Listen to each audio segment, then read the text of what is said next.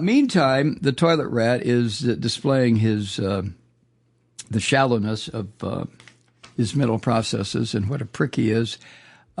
He's threatening to hold up a new stadium deal for Washington's National Football League team if it doesn't restore its old name to the racist fucking handle, the Redskins, the Washington Redskins.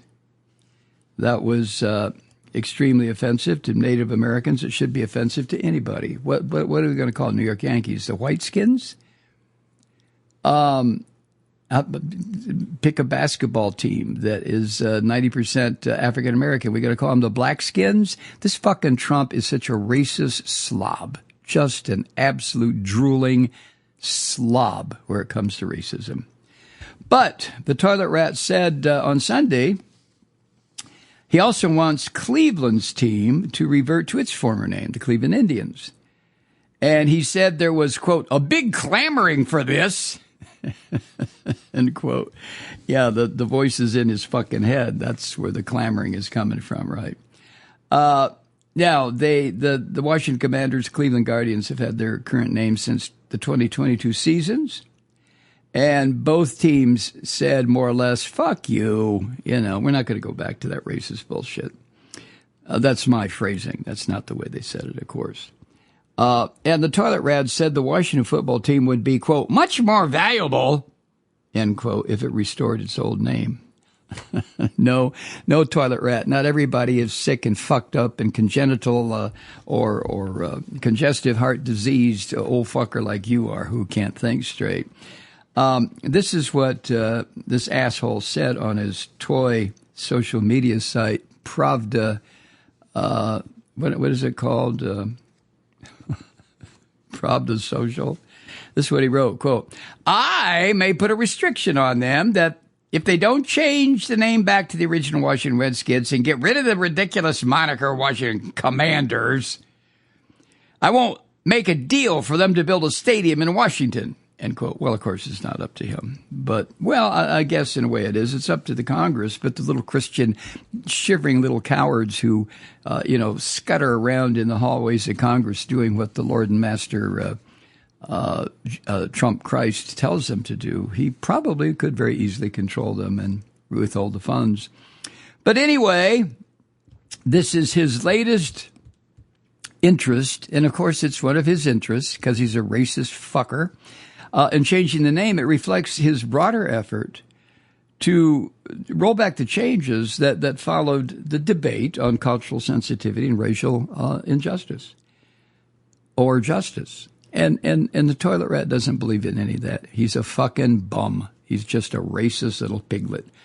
Now, the team, the Washington team, announced it would drop that racist little moniker, the Redskins, and the Indian head logo in 2020 during a broader reckoning with systemic racism and police brutality. I'm sure you remember. There were hundreds of thousands of people who participated, whites as well as blacks, who participated in the Black Lives Matter movement. Now, the Commanders and the D.C. government had announced a deal earlier this year to build a new home for the football team. Going to tear down the old RFK stadium. And that's where the Commanders called home for more than 30 years. And the toilet rat's ability to hold up the deal remains to be seen because Joe Biden signed a bill in January that transferred the land from the federal government to the District of Columbia. Now, the toilet rat doesn't know that because he's an ignorant fucking savage who is losing his mental faculties because his heart is not capable of pumping the proper amount of blood to deliver oxygen to his shriveling brain. So, of course, he's going to say shit like this. Anyway, a guy named Josh Harris, who has an investment group that bought the Commanders from its former owner a couple of years ago, and Mr. Harris said earlier this year that the name was here to stay.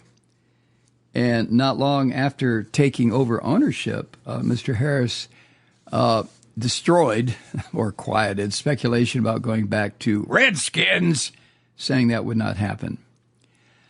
So when the Associated Press asked the ownership of the Washington Commanders for a comment about the racist, soon dying thug Donald Trump's statement, they refused to give any kind of a answer to that, which I understand.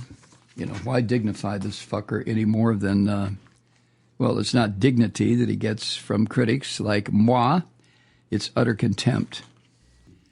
Hi, Truth Seekers. Mike Malloy here. The Progressive Voices Network brings you commercial-free commentary from today's leading progressive radio hosts and pundits, like me, Mike Malloy, 24 hours a day.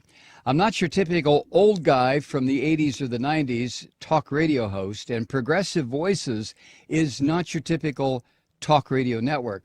It's a listener-supported nonprofit with no corporate control whatsoever over our broadcast. So hosts like me, Mike Malloy, are free to rant and scream and carry on about whatever we like. We're often controversial, but we're never boring. Weeknights, 9 p.m. in the East, 6 p.m. in the West on the Progressive Voices Network. Always progressive, always on. I'm Mike Malloy. Keep it lit.